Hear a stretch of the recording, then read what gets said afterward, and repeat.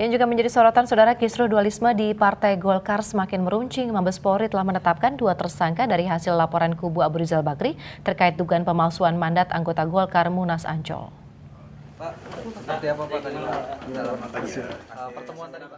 Saat proses legalitas 2 kubu berjalan, proses hukum lain terkait perseteruan kubu Abu Rizal Bakri dan kubu Agung Laksono menemui babak baru. Badan Reserse Mabes Polri telah menetapkan 2 tersangka yang diduga terkait pemalsuan mandat Munas Golkar versi Ancol. 2 tersangka merupakan kader Golkar dari Pasaman, Sumatera Barat dan Pandeglang, Banten. Keduanya diduga pendukung kubu Agung Laksono. Pada hari ini tadi pagi dari Direktorat Pidana Umum Barreskrim telah menyampaikan menetapkan 2 orang sebagai tersangka dalam kaitan perkara adanya surat mandat palsu yang digunakan untuk hadir pada Munas ke-9 Partai Golkar di Ancol, yaitu pada tanggal 6 sampai dengan 8 Desember 2014. 2 tersangka ini inisialnya adalah atas nama DY. Ini merupakan sekretaris DPD Partai Golkar Kabupaten Pandeglang. Kemudian inisial HB, ini ketua DPD Partai Golkar Kabupaten Pasaman Barat.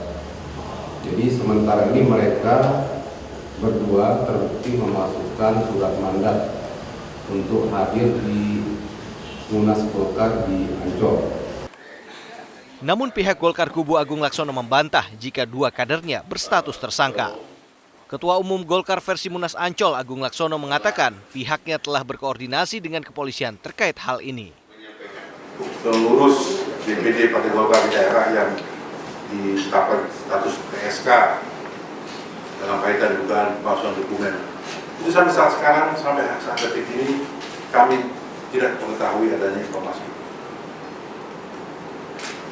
Dari mana sumbernya kami juga tidak jelas. Saya belum mendapatkan informasi tentang hal tersebut. Meskipun kami taat hukum, tapi juga tentu mengharapkan bahwa segala sesuatunya harus secara legal formal. Kami sampai saat sekarang tidak mengetahui hal itu, hanya mendapatkan berita-berita seperti yang beredar luas begitu, dan kemudian dihembuskan sedemikian rupa sehingga bisa mengetahui. Kami sampaikan bahwa tidak ada, kami tidak mendengar, dan kami yakin, saya yakin bahwa tidak ada anggota kami, ketua DPD Partai Golkar yang memasukkan. Mungkin ada perbedaan-perbedaan interpretasi dalam penggunaan, tapi bukan memasukkan. Polri akan mendalami motif dan mengagendakan pemeriksaan 2 tersangka dugaan pemalsuan surat mandat Golkar ini pada Kamis mendatang. Tim Liputan Kompas TV.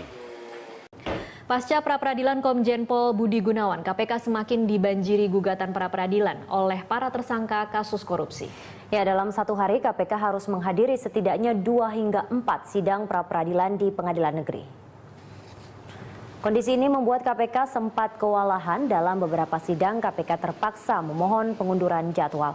Contohnya pada pembacaan gugatan pra-peradilan Sultan Batu Gana yang sempat diundur 2 minggu karena KPK absen. Sejak putusan pra-peradilan Komjen Pol Budi Gunawan, KPK saat ini menghadapi 7 gugatan pra-peradilan. KPK mengutus 5 tim dari Biro Hukum dan Tindakan untuk menjalani proses persidangan.